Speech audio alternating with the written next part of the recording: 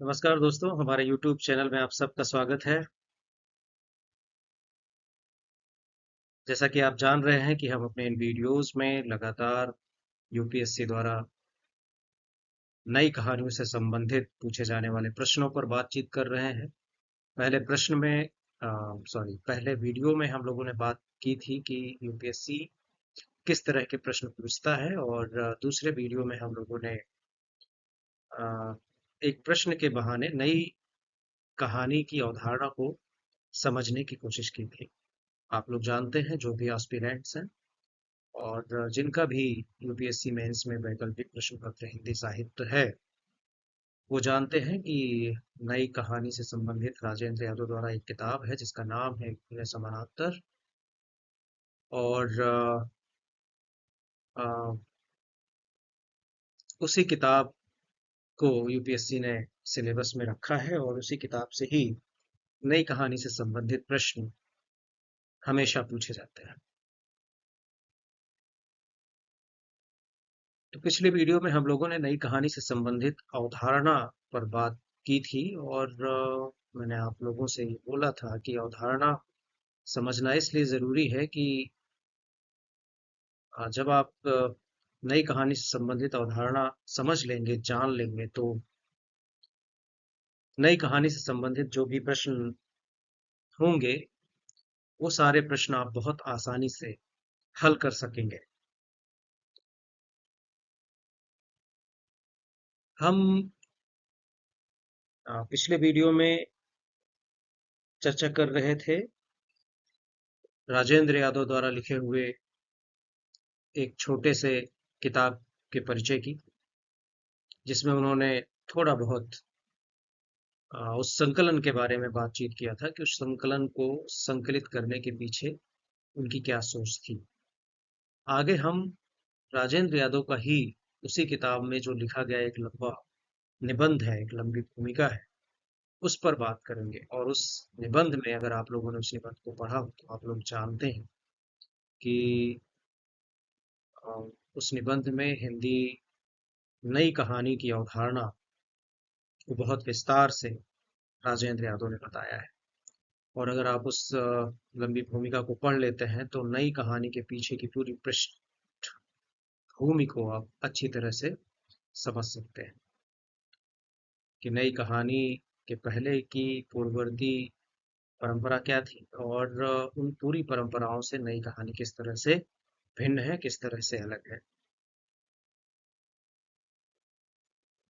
दूसरी चीज ये कि नई कहानी के निर्माण में, नई कहानी के आने में कौन सी ऐतिहासिक घटनाएं थीं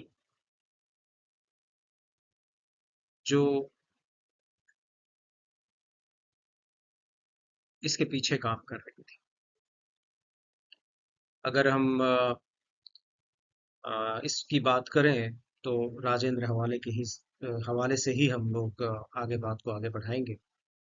और राजेंद्र यादव बहुत विस्तार से बताते हैं कि नई कहानी जब लिखी जाने लगी हिंदी साहित्य में, उसके पीछे के ऐतिहासिक कौन कौन से कारण थे और कौन कौन सी घटनाएं थी जिनसे हिंदी के साहित्यकारों ने प्रेरणा ली और नई कहानी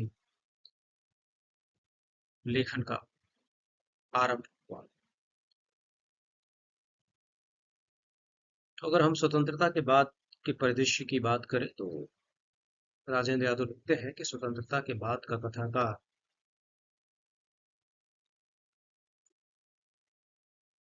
मैं फिर से पढ़ता हूँ, स्वतंत्रता के बाद के कथाकार का एक संसार वह है जो उसके चारों ओर है और जिससे उसे आंतरिक घृणा है, बेहद नफरत है, लेकिन जिसमें रहने, टूटने और समझौता करने पर वह बात है। इस पंक्ति का अर्थ क्या हुआ? इस पंक्ति का अर्थ ये हुआ कि रचनाकार अपने जिस मौजूदा समय में रह रहा है, समाज में रह रहा है, वह जाहिर सी बात है एक साहित्यकार अ, जिस तरह के समाज में रहना चाहता है, उसके सपनों का समाज जिस तरह का होना चाहिए वैसा तो नहीं है। इसीलिए अपने उस वर्तमान समय से, उस समाज से घृणा कर रहा है, नफरत कर रहा है, और वह उसी में रहने और टूटने के लिए विवश होता है, समझौते करता है, उसके लिए बाध्य होता है।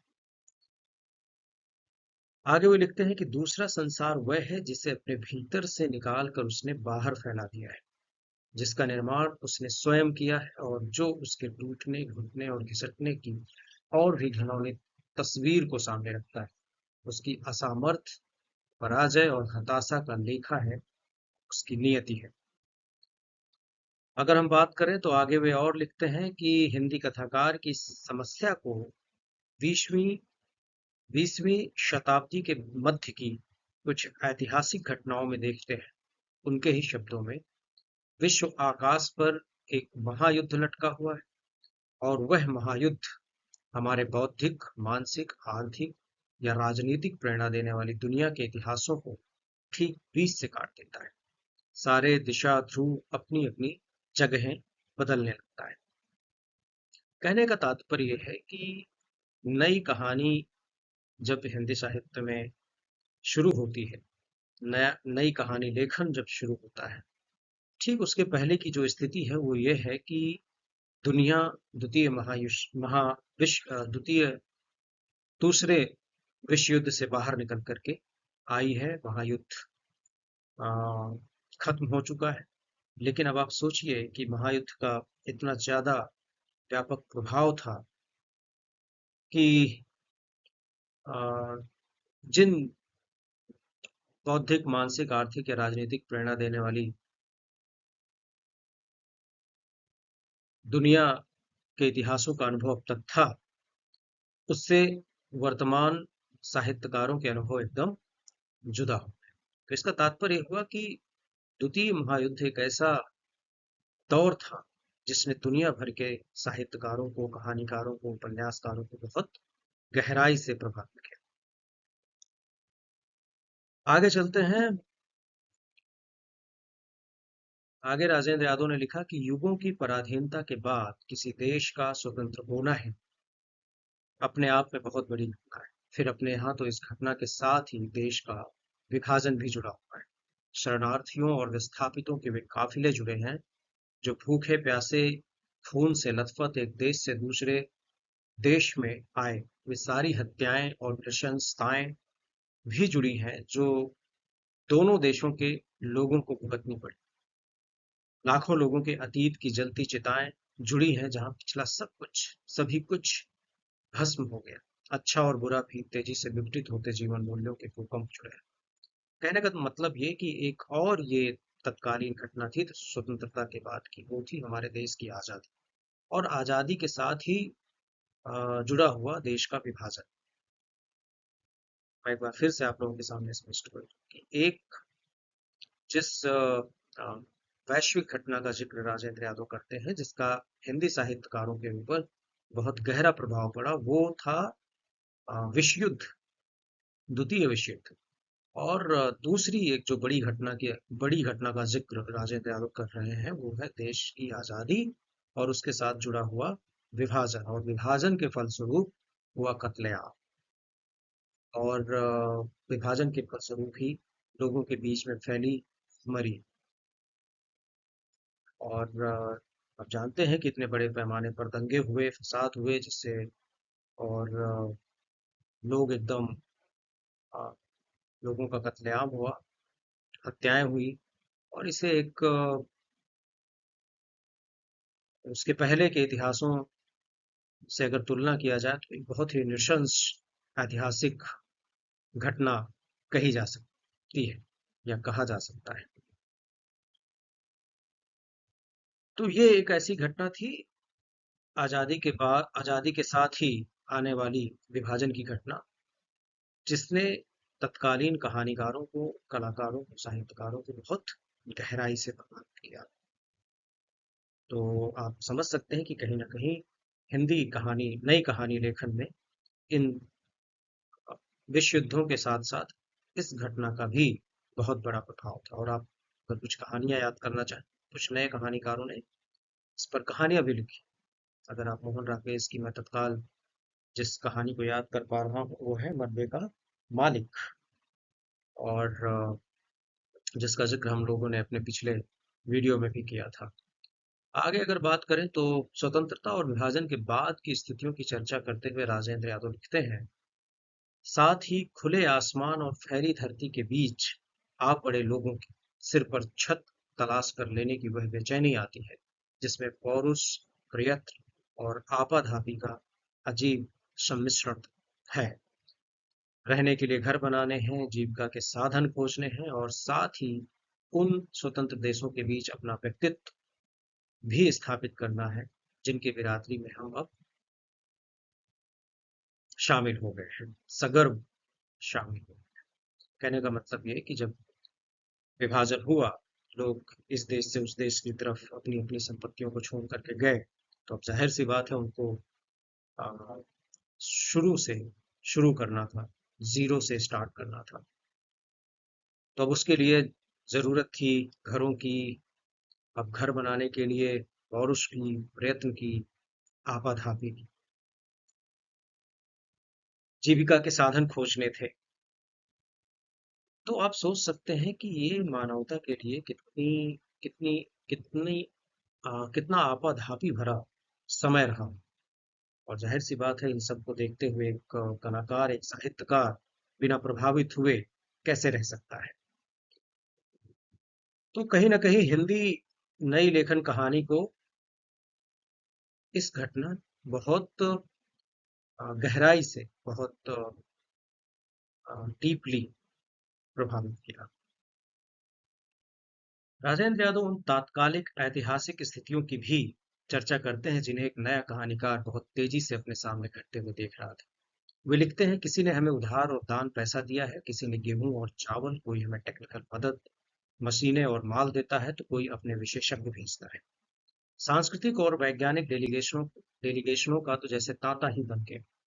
और इन पिछले 10-15 वर्षों में हमारे देखते देखते कहीं एशिया का सबसे बड़ा बांध बन गया है, कहीं दुनिया की सबसे बड़ी नहर निकल आई है, कहीं स्काई स्क्रैपर्स उठे हैं, तो कहीं आसमान छूते पहाड़ उड़ा दिए गए हैं।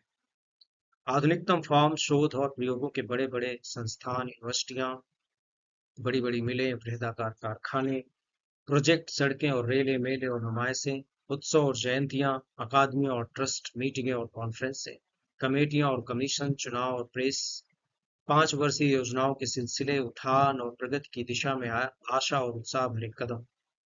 कहने का तात्पर्य यह है कि जैसे कि मैंने अभी पिछले स्लाइड में आप लोगों को बताया कि हमारे देश की आज़ादी और विभाजन एक साथ आए, तो आप सोचिए कि दो तरह की चीज़ें एक साथ हमारे देश में हुई। एक तरफ विभाजन से इधर उधर हुए लोग अपना अपना घर बनाने के लिए जद्दोजहद कर रहे हैं, और दूसरी तरफ वो हमारा देश जो ठीक आज़ाद ही हुआ है, और देश भी अपने आप को बनाने के लिए जद्दोजहद में लगा हुआ है। उसके लिए हमें बहुत सारी टेक्नोलॉजी, तकनीक की ज़रूरत है, बहुत सारे अ, वैज्ञानिक मदद की ज़रूरत है, कल कारखानों की ज़रूरत है, और हमें आधुनिकतम चीज़ों की ज़रूरत है, जिसमें फार्म है, मतलब खेती है, आधुनिकतम खेती है, शोध है, और यूनिवर्सिटियां हैं, सड़कें हैं, रेलें हैं, सब कुछ जो एक देश के लिए ज़रूरी होता है, चिकित्सा सुविधाएं हैं। लेकिन वहीं पे एक कलाकार भी है, और वो मनुष्य भी है। और इन सब चीज़ों के बीच में एक जो चीज़ पैदा हो रही है, वो ये है कि इन बड़े बदलावों के बीच एक कहानीकार के सामने समाज की बिल्कुल अलग तस्वीर सामने आती है। राजेंद्र यादव से मक्कारी, बेरोजगारी, समझौतों, अनैतिकता, अजनबियत, गैर जिम्मेदारी के रूप में परिभाषित करते हैं। ये सब विषय नई कहानियों का विषय बनते हैं। नई कहानी को समझने के लिए राजेंद्र यादव द्वारा बताई गई कुछ अंतर्दृष्टियों को आज हमने समझने की कोशिश की। हम एक दुनिया समानांतर की लंबी भूमिका को अगले वीडियोज में विस्तार से समझना जारी रखेंगे, जिससे हमारी नई कहानी की अवधारणात्मक समझ और समृद्ध हुई। अपना वीडियो खत्म करने से पहले मैं आप लोगों से एक बात कहना चाहता हूँ, ये कि हम लोग वीडियोस तो आप लोगों के सामने पेश करते ही रहेंगे, लेकिन इसके साथ ही साथ हम लोगों का विचार ऑनलाइन क्लासेस का भी है। जो भी ऑस्पिरेंट यूपीएससी मेंस की तैयारी हिंदी साहित्य के विकल्प के साथ कर रहा है और वो किसी भी तरह का हिंदी साहित्य में मार्गदर्शन चाहता है, हम उसकी मदद करने के लिए तैयार हैं। वो हमसे मैसेज के थ्रू कांटेक्ट कर सकता है। आगे हम अपनी नई कहानी अवधारणा से संबंधित वीडियोस को जारी रखेंगे, कंटिन्यू रखेंगे। तब तक के लिए नमस्कार।